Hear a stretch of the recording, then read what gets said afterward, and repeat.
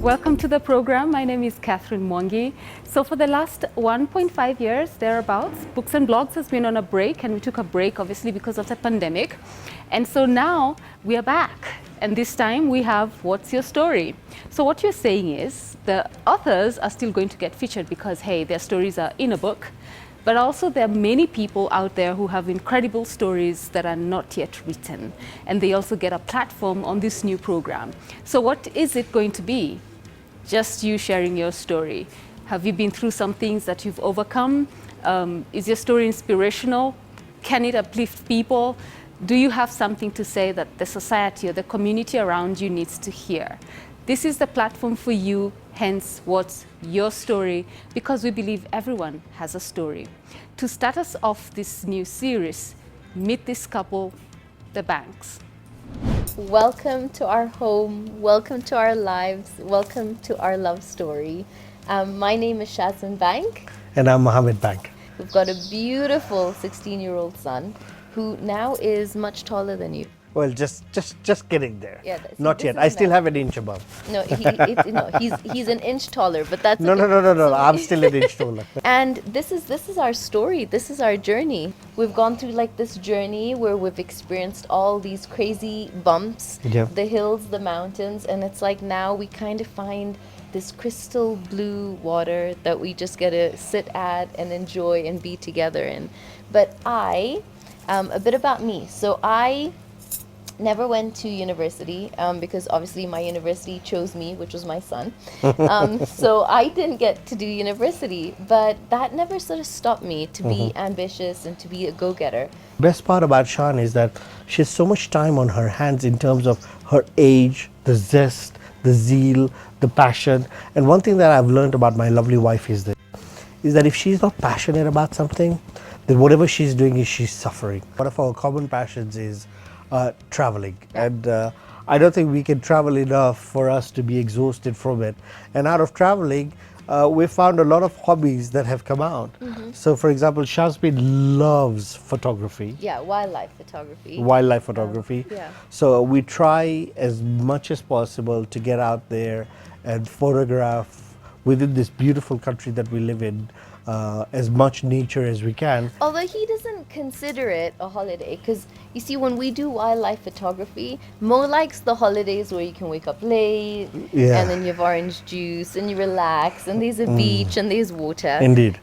My ideal is to wake up at 5:30 in the morning. Exactly. You are ready at 6, and you catch game and you catch this perfect light. And there are moments sometimes when I have like these moments happening in wildlife and he's so tired, but he will still come in the car and he's sitting there like this, exhausted.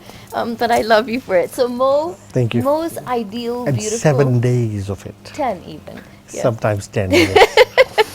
But I think like, because we love to be together. So we love to be together. It's not an option to holiday apart. But so we'll find ways to make the wildlife work, because I know it's an exhausting schedule. And I think something that is so interesting is that it's really beautiful when your partner can bring something new to your life. Yes. So I hated game parks and had never been to them. But today I just love them. And now I've become her scout. So I look for different shots or different things. I'm not really good at it, but you know, it's work in progress. He'll see 5,000 stones and be like, there's a lion. And I'm there like ready with this 600mm lens. I'm like, where? And he's like, oh, sorry. It's a stone. 500th stone of the day. But like, even if we're to look at what would be, I would say, a pet peeve for Mo would probably be my timing. Now, here's the thing, okay? I don't know why. I'm always on time. So I'm on time if it's a client. I'm on time if it's TV, if it's radio, if it's anything on my side. But when it comes to having to do anything on his side, never on time. Happily late. So I say, you might as well show up late and be happy than show up late and be upset and frustrated. For all the men out there, you understand where I'm going with this. So I'm not even going to go there. But the fact of the matter is, if we had a Guinness Book of World Record for anyone who has been most late, that's her.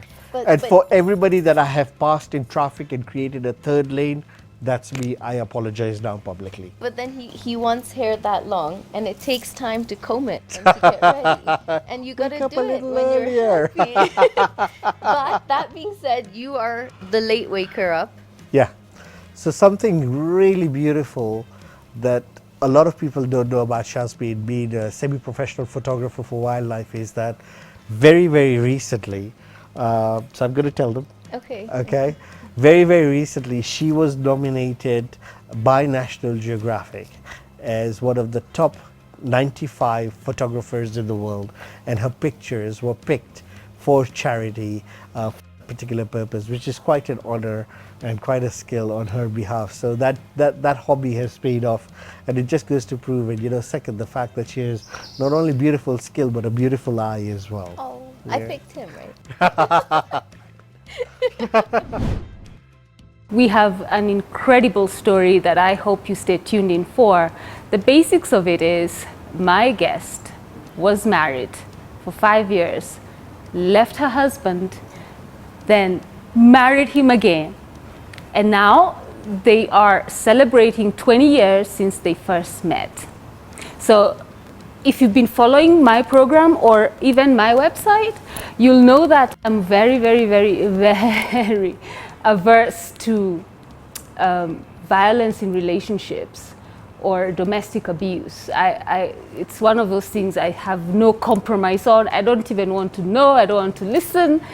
And just after a very hard pandemic year, I am so ready to listen to anything that will bring you hope, encourage you, uplift you, and let you know that there's a different narrative, and all hope is not lost, especially if that's what you're going through in your own relationship.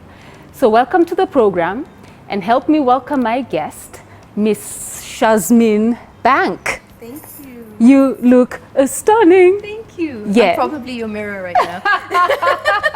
No. Don't deflect this here. You take the whole compliment and keep it. Thank you. Good girl. Very much. Now let's start with the hair. I need I need for you everyone to see.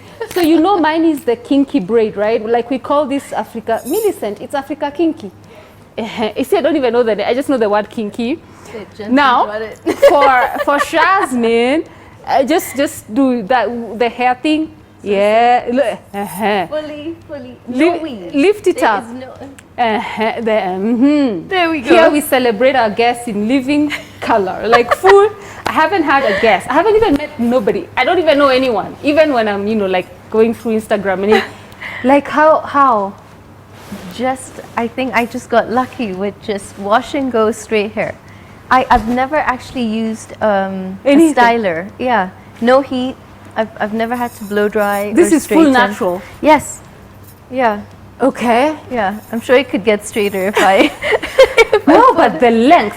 Are you able to? Can she stand for us to see? Yes. Yeah, please. I shall stand. Yeah. So, there we go. Well, you see, it's not as long as this. Yeah. There we go. It's right below, like it's here now. It's at the knee. It's at the knee level, guys. Yeah. Is it? Yeah, it is. It's here. There you go. There we go. Yeah. So it's a jacket, like your hair is a jacket. Yeah, and it works like a scarf if we Oh, had Kenyan winter. Let's see the scarf. Let's see the So scarf. let me show you. So my son does this. So he'll twist it around my neck and then he'll pull me. No, that's amazing. And you say you have a son. I have a son. Tell me about it. Oh, he's beautiful. Oh. He is a beautiful, beautiful 16-year-old boy. 16. Yes. Okay. So he's currently doing his O-levels and he loves to race. He loves to go-kart. So he has a pretty big dream for Formula One. Okay. Yes. Your son is 16. You recently celebrated meeting your husband for 20 years. And you look the way you do. Thank you, Catherine. I'm going to take that off. No. This one is all for thank you, Catherine. So we need beauty regimen, food regimen. You know those things. We're having a female conversation. We will get to the story, okay? Don't worry about it. I'm doing this for you, my friend. You know how people say asking for a friend? I am doing this for you. So we've established hair. Yes. No, she won't chop it for you. So why do you look like this? You've been married for that long? Yes. Can I tell you something? Yeah. I honestly feel it's something I learned from my dad. My dad is one of the most happy-go-lucky men you could ever meet. Yeah. If you meet him, you'd never believe, he doesn't have a wrinkle at like 68. He does not have a wrinkle. And so often when we talk, I always ask him, what is your secret? And he always says, I think it's happiness. Oh. He's like, but I think it's internal happiness. Yeah. He's like, it's being able to know life will throw a million things at Yeah. you, but you're happy and you're content, nothing shakes you. And I think then you glow inside out. Ooh. Yeah. Okay, the secret is be happy, man. It's not K-beauty, it's not Taiwan beauty, it's not those things we are wasting money on, but just be happy. But we'll get to that. So Shaz, can I call you Shaz? I'd love it, yes. Okay. Yeah. Do people call you Shaz though? Lots of people call me. Ah, Yeah. just your friends. Just my Some friends. your friends. You're my I needed you to say it. I mean, it's just a long We're road to just you say. We're short of like coffee and tea. Like I feel this could be our first coffee and tea chat. Millicent, where's coffee? Where's the juice? Millicent, we want juice. Okay, Millicent is our show producer, credible girl. So, so yes, married. Yes, Yes, how old were you? I was 18. Oh, how lucky. Yes, very interesting circumstance. How'd you though. meet? So I met him when I was 15. Yeah. Girl. Yes. At 15. Yes. But listen, here's the advantage I feel. When you are now like 34 and you can share the story backwards, it's kind of like I lived it, I owned it, I stuck to it. So it's not like those conversations, you know, you meet a girlfriend, you say, I met this guy when I was 15, but now I'm married to the 7th guy I dated. This is you met him and you're with him. But at 15, I wasn't looking at guys. So like, why were you looking at guys at 15? So the funny thing is, you know, you always have crushes. So I had a Oh. wall full of Backstreet Boys and Boyzone, Oh, I love them. and Westlife. Yeah. And I grew up with that typical teenage room. Uh-huh. But so we'd been invited. We'd won a prize. We'd won like a 1 week stay in Mombasa, and he was selling timeshare at the time. Oh, you met him in Kenya? Yes. Okay. Yeah, and so he was selling timeshare, and the thing was, I remember walking in, and I had found his boss very handsome, and he, interestingly enough, from the minute he saw me, had told a very good friend who we're still friends with till today. He was like, I'm going to marry that girl. And his sales partner was like, all right, great, listen, we have 1 million people in the field. Could we just focus with what we have to do for the day? Oh my God. And that was it. That's where I met him. I still remember he gave me his card and he was like, call me. So you were attracted to his boss, he was attracted to you. Yes. And then he gave you his card. He gave me I his love card. his speed. Yes, Yeah. and I'm 15, you know, so you just have crushes and you move on, and that's just the way life is. Yeah. But after about 2 weeks, he had come home for a meal. He came home for dinner. Already? Yes, and that was it. I don't know. We clicked. We could talk. I've never felt like you could find a soulmate the way I really felt I had found somebody. Yeah. And that was it. And we were just not able to be separate from that moment. So what was the conversation with your parents about him coming home for dinner at So 15? so they actually liked him as a personality and as a person. Okay. So they called him home. They didn't know we were kind of falling in love over the process slowly, because there was an 11-year age gap. So my parents were very, very protective when they realized, oh my God, she likes him and he likes her. And so they, at that point, were like, this is a no. Right. And then I guess, like any teenager, the more you say no, Yeah. the more you rebel. yes. Yes. And for me, I don't know, like, you know, I had so many people in school, I had so many different people that would ask me out, but it never, I don't know if it's sometimes you meet someone and A soulmate. it's different, and we could talk things that I couldn't talk about Yeah. to my friends. I love to read like these really crazy, heavy books. I could talk about stuff like that with him. He sort of understood that part of me, and that was it. So you got consent to get married to him at 18? No, I got pregnant. Mr. Bank was fast. Okay. Yes. So I got pregnant. So here I am thinking I'm going to do, you know, A-level math. It was like my biggest problem at that time. And I had been sick for about 3 months. So I was throwing up and we couldn't figure out what was wrong. My mom was freaking out, and, you know, we tried all these different therapies to just sort of help me. And obviously now moving into 3 months of being pregnant, you know, the nausea was really bad. I couldn't go to school some days. I was really sick. I was so fatigued. And my mom was like, this is ridiculous. We need to go do an ultrasound. Wow. And so we go in, we do an ultrasound. And I remember I was lying down and, you know, the doc put this cold gel and the camera was facing me. And we thought this has to be some sort of a growth or an ulcer. Something has to be wrong for you to be feeling this way. And I remember looking at the screen and he put the ultrasound, and immediately I was like, is that a baby? And I remember my mom was in the corner of the room and she was waiting to, you know what's wrong, because then she could call my dad and tell him. And the doctor checked very quickly, and then he switched the camera off on the screen, and he looked at me and he bent down and he said, 10 fingers, 10 toes, this baby's healthy. I'll talk to you in the office. And my mom was like, what is it? What's wrong? And he's like, no, let me wait for the results to come in, but come into the office. And I remember that there was a small gap between my mom coming into the office and me sitting with him. And I was so scared. I was 18. I didn't even know how to deal with this.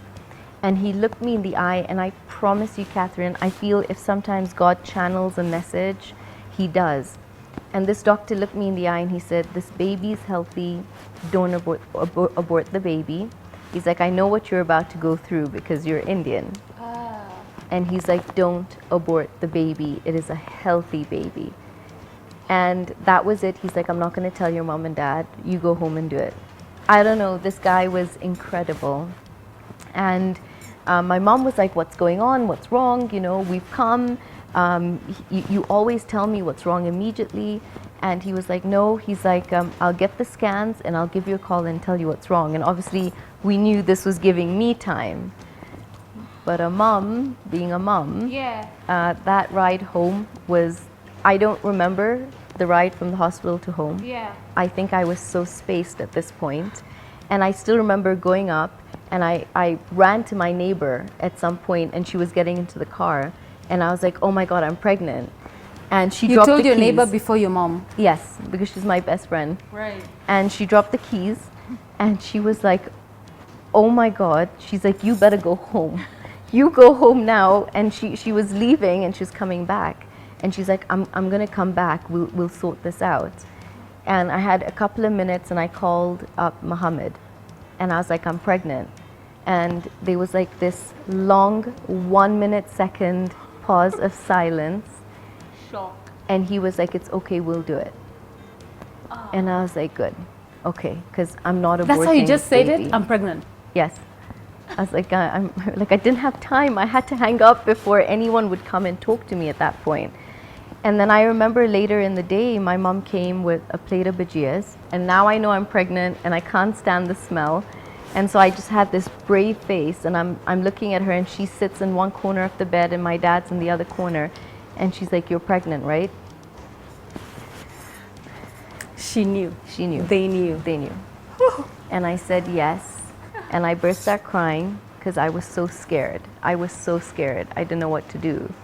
And my mom was like, do you know the father? And I was like, yes, I do. It is not that bad. I absolutely know who the father is. There hasn't been many. It's just one guy whom you all know. Yes. And I was like, it's Mohammed. And I think if my mattress could have sank deeper, it probably did. And they were like, call him immediately and tell him to come home. And I called him in front of them, and I was like, Mo, please come home. And he already had known. I had just told him that I was pregnant. Yeah. And he came home. My parents sat him down on the sofa, and they were like, do you know what you just did? And now I feel at this point, emotion of shock kind of moved very quick into protection, anger. What the hell's going on? This girl's supposed to go to university, you know, like all of that was just like going on. And he sat on the sofa and he looked at my parents and he said, I will marry her. And my parents, you know, for the next 2-3 days just couldn't digest what had happened. I truthfully don't remember the week so well because I think I was in shock. I had aunts coming home. I had people calling to tell me, abort the baby, this is wrong, you cannot have the child, you need to go to university, do you understand what you've just done to the rest of your life? You know, you don't just go and get married. And there was just so much noise in a world that I couldn't find any silence in that point. So when all this is going on, where's your husband to be? Like, what kind of support are you getting from him? Rock solid, I'll marry her, I'll be there. He took the wrath, he took the temper, he took the anger. He was like, but I'll be by her side. And I still remember him telling me, you know, marriage won't be a bed of roses. And in my head I thought, okay, but you know, like we've been together for 3 years, even though, you know, it was in and out and the whole teenage secret thing, but we could make this work. And I was so certain that this child has come for a reason. I will not do anything to hurt this child. To the baby. And so I was okay to let university go. Yeah. And so we found out I was pregnant on a Tuesday, and in the next week, Tuesday, I was married. So I went a week later? In a week. Is that a cultural thing, or is that what you wanted to do? I think, you know, looking back, I'm so grateful it happened that way, but it wasn't cultural. It kind of was, you know, a moment of like, look, if you're pregnant, then you get married. And if you realize how fast each incident is happening, maybe you will be like, okay, wait, I don't think I could do this. But I did. Was it a big ceremony? It was, we couldn't afford to have a wedding. And I still remember my husband couldn't afford a wedding ring at that point because he had just stopped working and he wanted to no longer be employed. And so he's like, I want to be an entrepreneur. And I don't want to, you know, work. So he literally had no income. And here is suddenly this wife who now has a baby, and all his friends are telling him what the bill at a hospital is going to be like in 8 months. And so I still remember we couldn't afford the wedding, and we had this beautiful family that had seen what we were going through. Yeah.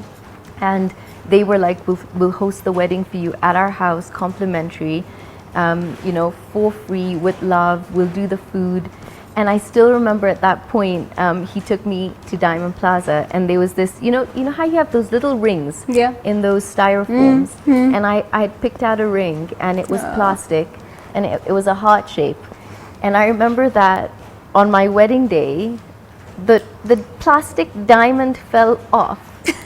And I couldn't, for the love of God, find any glue to put that on. And I still remember the silver had sort of worn out, so now you could see the plastic through the ring. Because that's what he could afford. That's all he could afford. And I still remember, you know, we sat there and we were like, we're doing this, we'll get married, we'll do this, right? We'll do this. And so the both of us were like, you know what, life's just changed. You know, it's gone from being this teenage girl with all these different dreams to suddenly I have a mother-in-law. I have 2 sister-in-laws who are twins. I am a mother. I'm a wife. Yes. I'm in 5 roles within a week. And I hadn't even digested why I chose to do extended math instead of core math. You know, so it's like my life shifted from 2 different dynamics within a week. Was he accepted by your family within that 1 week? He was not accepted for a long time. But they still allowed you to go ahead with the wedding? They allow me because at the end of the day, it's like I'm pregnant now, and I was insistent that I'm not going to have an abortion, so I'm not going to do this baby on my own. And he was willing to already step in and be like, I'll be your father and I'll take care of her. So the next natural step is get married. Right. Yeah. Whether they supported you or not. Right. Sure. Yes. Man. At 18. At 18. Yeah. So I grew up faster than literally. You could grow up in a week. Yeah. In a week. Okay. Yes. Okay. So we continue with this story right after this break. Welcome back from the break. This is What's Your Story? We have Shazmeen back. So far we've learned how she ended up getting married in the span of a week at 18 years old. And so now we get to hear the part 2 of that story, which is you go into this new home, you're pregnant, at least with a guy you've known for 3 years on and off, so that's not too bad. Yeah. And how was marriage life? So different. Okay. It was so different to the vision and the fantasy I had. Great. So what was your expectation? My vision of marriage used to be, you know, orange juice at breakfast or orange juice brought to you in bed, or you have time to travel and get to know each other, Yes. or that beautiful wedding, or, you know, just people around you. But it was like every girl's dream, you know, the ones you played with Barbies, and it was a typical Aladdin, Jasmine dream that I thought was going to be marriage. Right. They should put a disclaimer on those cartoons, because it was not that. What was it? So, you know, I feel he suddenly woke up to the fact of romance, love, all these little things suddenly are not priority. I have no income. We're married. We got $400 in our name. We've just gone to Nakamat. We've just shopped worth, you know, $5,000 to stock up a house and buy few essentials for, you know, the little baby and the little things that the house actually needed, from a bachelor pad to the two of us. And I remember him sweating at the counter at 5,000 shillings. And he was like, okay, which means we have 35 left. He moved instinctively from what you would want as a typical husband to being protector and provider. But I don't think he digested how fast his life changed either. In a week, he was also married. It was not something as a guy he planned to do. And so it began more emotional and verbal abuse. And we were in a stage where, I think because I was so young, so I was very submissive and I was very passive. Yeah. And I used to always try to figure out, what have I done wrong? Then I can't go back home. There's no home to go back to. There is no home to go back to. Yes. And then I've got the whole world looking at me saying, that's the Indian girl that got married. We can't wait to see something go wrong, because there's no way this can work out. And so I had to make it work in the public eye. And it just moved, and then it moved into physical violence. And I think all his frustration started to come out on me. On you. Right. Yes. And this is in the first year? That was in the first, I'd say altogether the first 5 years. It just kept going on and on and on and on. And even though, you know, if I'd go home for a lunch or not, like I'd go home with this smile, I'd go home like I'm okay. But at the end of the day, I had this perfect, beautiful little boy. That my whole world felt, this is my being, like I'm dedicated to living for this child. And so wait, so the pressure didn't stop after the birth of the child, because I would imagine that he perhaps was feeling that way because I have a wife, there's a child coming, I don't have enough money, so you have at least what, 6 to 8 months to get yourself together. Right. So maybe when the baby comes, he will be okay. Things will go back to the romantic guy that you knew. Right. So you're saying no? No, it didn't. I think there was just so much more pressure, because there was an expense off now this actual child every day. Until today, he teases me, because it was like, you know, if my little boy would urinate or, you know, would go into a diaper, I would have this need, because I was with him 24/7 to change and keep him clean and powered. And so it was always a joke of, like, diaper bills are crazy and having a baby is so expensive. And so we never had a chance to date, to love, to know each other more. There was no break. There was so much noise in our marriage from society, from, you know, the culture, from the close people around us. Yeah. On how you should be. If I would talk to a couple of friends on what I was going through, you know, I was getting a different set of advice. He was getting a different set of advice. Right. His advice was be tougher, be harder, because culturally it was, you know, never have somebody go out of line. And there I was at that point. I feel I didn't have a voice, or I hadn't found it yet. And so after 5 years, I still remember we had a fight on Valentine's, and I sat on the bed and I said, well, this was 2 years, when I was feeding my son, 2 years, and I was crying. And I still remember my son wiped my tears, and he said, Mama, why are you crying? And I remember in that moment realizing 2-year-olds can pick up. Your children can see what you're going through. And so after 5 years, I still remember my son walked in and I was sitting on the bed and I was crying. And when he walked in and I had wiped my tears, and I still remember him putting his hands on my face and saying, "Mama, I love you. Mama, don't cry." And I remember at that point thinking, I can't do this. Like, I don't want this boy to grow up seeing or not seeing me because I don't see me or I don't know who I am at this point. And so I remember telling my husband that, you know, I can't do this anymore. And we'd been having this conversation back and forth for 5 years. I can't do it. You know, the anger, the temper, the violence, all of it. I can't do it. I can't do it. But where do you go? So what was he doing? Like, what are the specifics of this abuse? So I think, so it began more verbal, you know, he would easily verbally hurt me. And because I was younger, it was easy. You could say, you could sneeze and I'd feel bad. And then God knows your hormones after you've had a child is like all over the place. And then it slowly moved into, you know, he'd grip my arm or he'd shake me or the little things like that. And it slowly starts to eat at who you are, because in the beginning you start to feel something's wrong with you. And that's where you live a lot of the time. How do I fix it? What did I do? I shouldn't have said that. I triggered that. And at that time, I remember he was okay to leave it in that space because he didn't know better. And the advice he was getting was, you're not doing anything wrong as a man, you know, you're fine as a guy. And I was getting advice of, you shouldn't tolerate that, you know, you should break out. But where do I go? I was very clear that I wasn't going to go back home. So if I was going to leave, then I would struggle, but I'd do it with my son. And so I remember after 5 years that one time, you know, they always say that before a woman leaves, there are several instances and huge conversations she has with herself before she leaves. It's never as easy as the minute you get hit, you leave.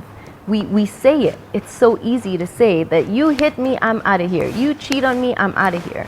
But when you coach people and now you learn the dynamics of human behavior and human attachment, it's not that easy. And so when I was leaving, he finished a whole apartment for me because he thought, I'm coming back in 3 months.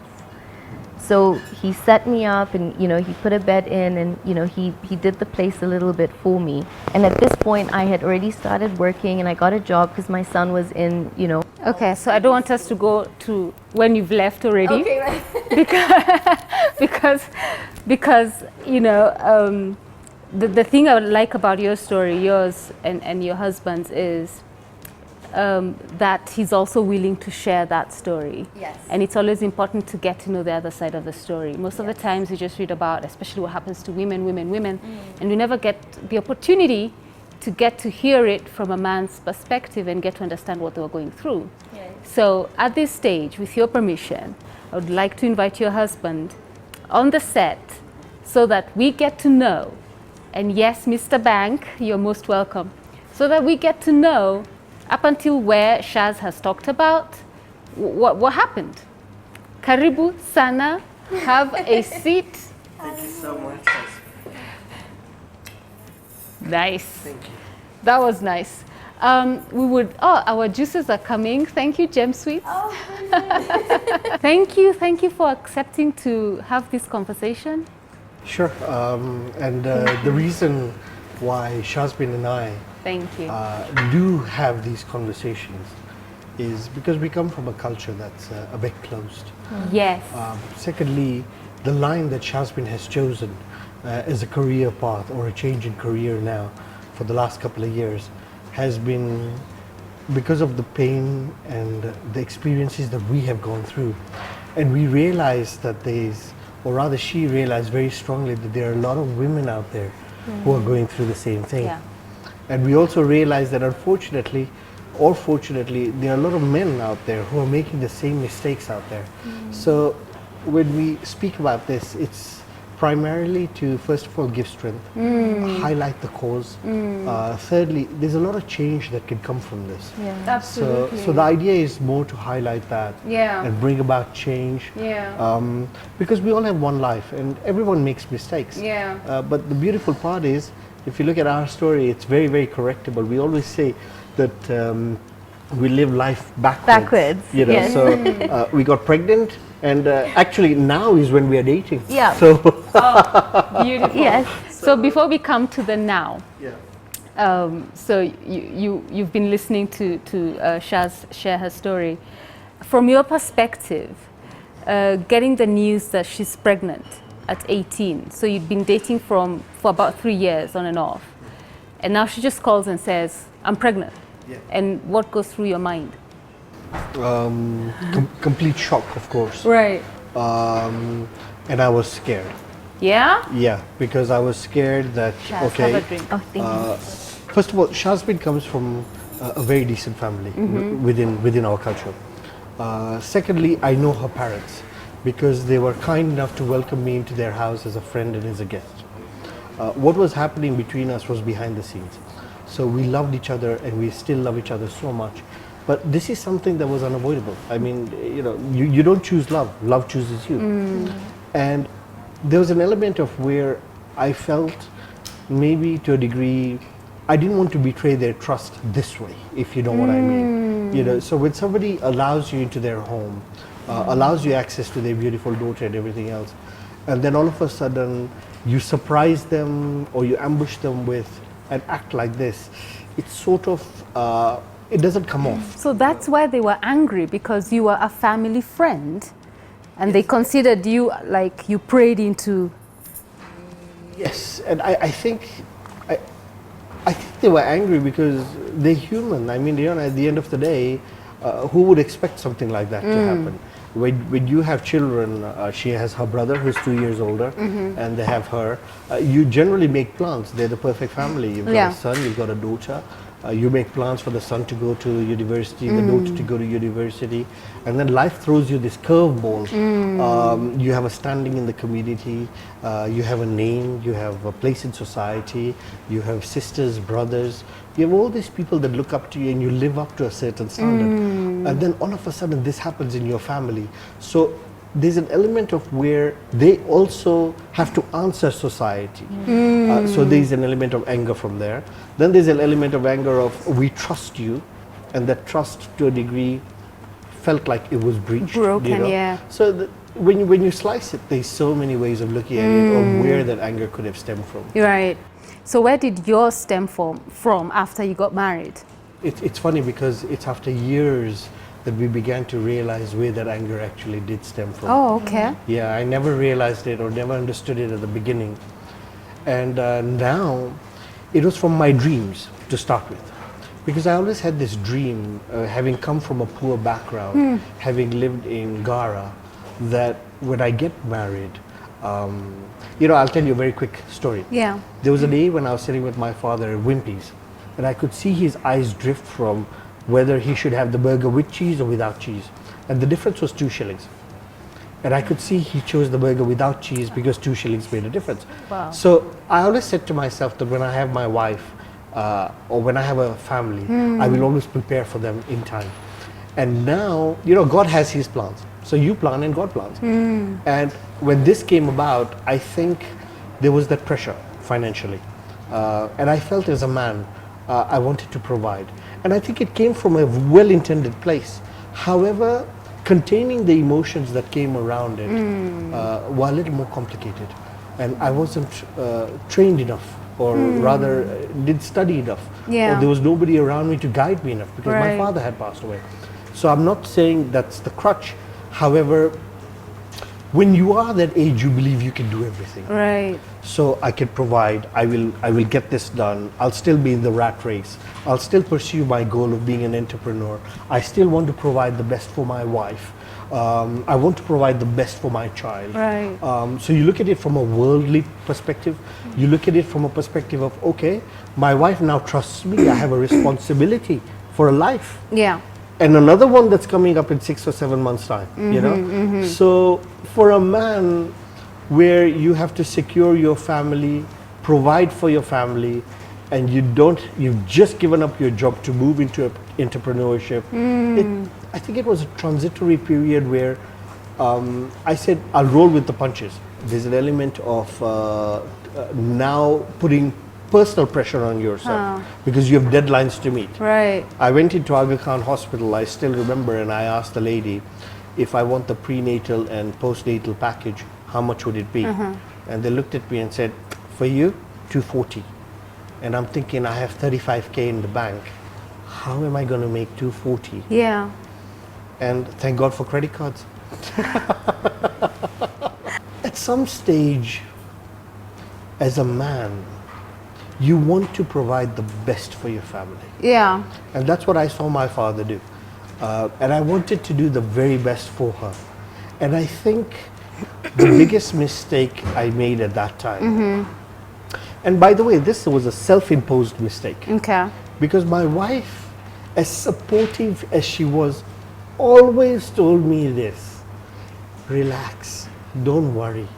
We've got a long journey. It'll be fine. And I wish I had listened to her.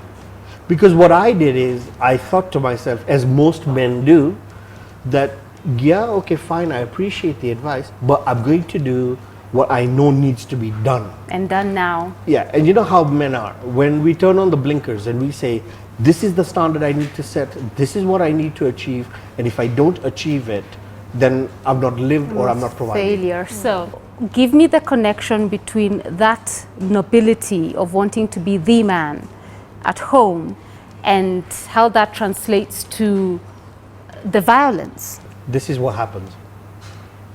When a man comes home on a regular basis with failure, he has a pink-eyed, sweet, amazing, beautiful wife, somebody's daughter, a beautiful family's daughter, sitting at home waiting to support you. And she's going through her own troubles. She's throwing up, she's hungry, she's going through her own set of problems. I've come there thinking, hang on, let me not, my first thoughts are not, let me see how comfortable she is and everything else. It's, how do I deal with the disappointment of today? The days are getting closer to paying the bills. This is happening, that is happening. So money can put a lot of pressure on a lot of situations. And I feel for me, I made money, the lack of balance is what caused the problem. Had I had balance and understood that, hey, hang on a second, it's okay, God provides, which I had faith. But you know, sometimes when you're in that situation, faith sort of walks out the door for just a couple of seconds. So it was a situation of that pressure building. And when that pressure started building, I said to myself, I think I made a rule somewhere in my mind. And I said to myself that, you know something, I'm not going to live life comfortably until I achieve that. You know, it's like a hunger fast or something that you do to yourself. I don't know, it's some mental rule you make. So Shazmeen was there in our marriage, newly married, being supportive, loving, caring. And I started getting more bitter and resentful and understanding that, hang on, I can't pay this bill, I can't do this, I can't achieve, I'm failing as a man. And that pressure started building. Now, when that pressure started building, and Shazmeen was being as supportive as possible, to me it came across like, hang on a second, you're understanding me. So she was being kind and comfortable telling me, hang on, tomorrow's another day. And I wanted to turn around and say, but I need it done today. And that pressure comes out to the person who's most valuable to you, who's the softest to you, who's the sweetest to you, who's the most amazing. And I wish for the people out there who are going through this, I wish I could press the pause button for you and you could learn from my life, and that's why I'm here today. Yeah. Because if there's one thing that I could do today, it would be to go back there. It would be to go back to that moment and just take that sweetness and just understand that, have a moment of patience and relax and look after this beautiful angel that some family gave you, some parents gave birth to and looked after for so long. And she's so amazing. But instead what I did is I chose to focus on what was important to me, and that was money. And I made it sound in such a way that money was important to us. So even when Shan saw that, hang on a second, Mo has come back today, it's like a fisherman who's come back without fish. You could see now she started getting a bit scared of me. Okay, he didn't have a good day. So now the marriage mood moved from our marriage to our success on money, which was such a shame.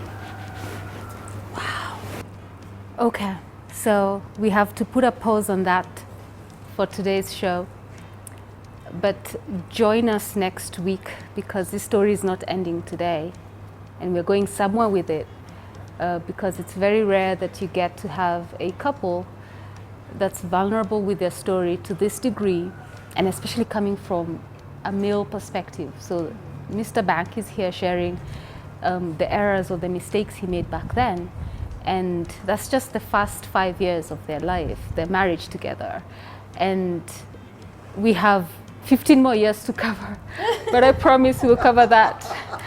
We'll cover that in the next show, God help us.